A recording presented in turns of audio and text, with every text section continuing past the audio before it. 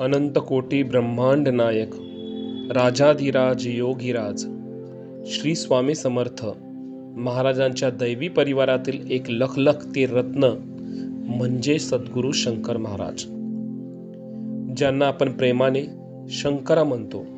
असे हे अवलिया भक्त वत्सल आणि विदेही अवस्थेत जगणारे महान सिद्ध पुरुष होते. आजपासून आपण त्यांच्या जीवन प्रवासाला सुरुवात करत आहोत. स्वामी समर्थांचा आशीर्वाद या कथेची मुळे अक्कलकोटमध्ये रुजलेली आहेत. अक्कलकोटचे स्वामी समर्थ महाराज आपल्या भक्तांवर मायेची पखरण करत असत. एकदा एका कोळी दाम्पत्याने स्वामींची मनोभावे सेवा केली. ते दाम्पत्य निपुत्रिक होते. त्यांच्या भक्तीवर प्रसन्न होऊन स्वामींनी आशीर्वाद दिला, जा, तुम्हाला पुत्र प्राप्ती होईल. तो माझाच अंश असेल आणि जगाच्या कल्याणासाठी तो कार्य करेल. ही केवळ एका मुलाच्या जन्माची भविष्यवाणी नव्हती, तर एका दैवी शक्तीच्या अवताराची नांदी होती.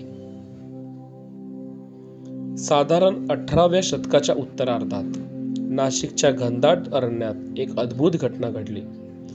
ते कोळी दाम्पत्य शिकाऱ्यासाठी किंवा लाकडे वेचण्यासाठी जंगलात गेले असता त्यांना एका मोठ्या वृक्षाखाली एक बालक दिसले. हे बालक सामान्य नव्हते. वय साधारण 7 ते 8 वर्ष, पण अंगावर एक विलक्षण तेज. महाराजांचा जन्म कोणत्याही मानवी गर्भातून झाला नाही असे मानले जाते. ते अयोनी संभव होते, म्हणजेच ते शून्यातून प्रकट झाले होते. त्या दाम्पत्याने ईश्वराचा प्रसाद समजून त्या बालकाला घरी आणले आणि त्याचे नाव ठेवले शंकर. शंकर लहानाचे मोठे होऊ लागले, पण त्यांचे वागणे इतर मुलांसारखे नव्हते. त्यांचे शरीर थोडे वाकडे अष्टवक्र होते. हात गुडघ्यापर्यंत लांब होते, अजान बाहू आणि डोळे प्रचंड भेदक होते. ते तासनतास डोळे मिटून ध्यानात बसत.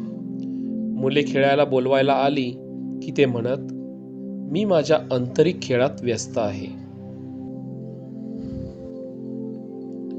एकदा गावात एक पंडित आले होते. त्यांनी या बालकाची चेष्टा करण्याचा प्रयत्न केला. हे वाकडे तिकडे पोर काय अध्यात्म सांगणार, असे ते म्हणाले. तेव्हा बालशंकराने त्यांच्याकडे नुसते पाहिले आणि त्या पंडिताला क्षणात आपल्या स्वरूपाचा साक्षात्कार झाला.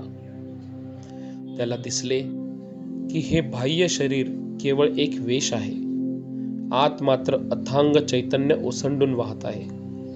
महाराज हसून म्हणाले, माणूस बाहेरून कसा दिसतो यापेक्षा तो आतून कोणाशी जोडला गेला आहे हे महत्वाचे आहे. बालपणी जेव्हा महाराज नाशिकच्या जंगलात त्या कोळी दाम्पत्यासोबत राहत होते, तेव्हा ते तासनतास हिंस्र प्राण्यांसोबत खेळताना दिसत. एकदा एका वाघाने त्यांच्या समोर झेप घेतली, पण महाराजांच्या डोळ्यातील करुणा आणि शांतता पाहून तो हिंस्र प्राणी एखाद्या पाळीव मांजरासारखा त्यांच्या पायाशी येऊन बसला. जेव्हा तुमच्या मनात अहिंसा आणि प्रेम असते, तेव्हा संपूर्ण सृष्टी तुमच्याशी मित्रत्वाने वागते. हे महाराजांच्या सामर्थ्याचे पहिले दर्शन होते.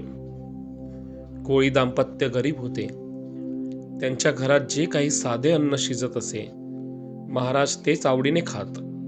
पण अनेकदा असे घडायचे की घरात खूप पाहुणे आले तरी त्या छोट्याशा भांड्यातील अन्न संपत नसे. कोळी माऊलीला काळजी वाटायची की शंकरला आणि पाहुण्यांना पुरेसे अन्न मिळेल का. तेव्हा महाराज हसून म्हणायचे, आई, तृप्ती ही पोटात नसते, ती मनात असते. तू फक्त प्रेमाने वाढ, अन्न कधीच कमी पडणार नाही.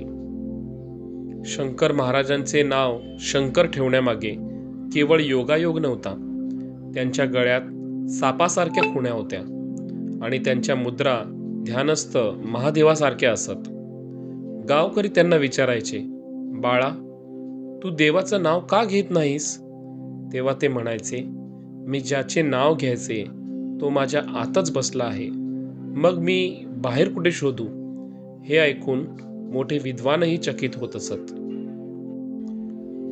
महाराजांच्या या बालपणातील प्रसंगातून आपल्याला एक मोठा संदेश मिळतो. ईश्वरी अंशाचे पृथ्वीवर आगमन हे एका विशिष्ट ध्येयासाठी असते. त्यांचे शरीर सामान्य वाटले तरी त्यांचे कार्य असामान्य होते. ते आपल्याला शिकवतात की देहाभिमान सोडून जेव्हा आपण आत्मारूपाने जगाकडे पाहतो तेव्हाच खरा साक्षात्कार घडतो. मित्रांनो, आजच्या काळात आपल्याला वाटू शकतं की एखादं बालक झाडाखाली कसं काय प्रकट होऊ शकतं, पण अध्यात्मात याला सिद्ध देह म्हणतात. ज्यांना निसर्गाच्या नियमांपलीकडे जाऊन कार्य करायचे असते ते अशाच प्रकारे अवतरतात. शंकर महाराज हे केवळ एक व्यक्ती नव्हते तर एक तत्व होते. अशा प्रकारे या अद्भुत बालकाचा प्रवास सुरू झाला. पण हे बालक हिमालयात कसे पोहोचले? श्री स्वामी समर्थांनी त्यांना प्रत्यक्ष दर्शन देऊन कोणती जबाबदारी सोपवली हे आपण पाहणार आहोत ते पुढच्या भागात.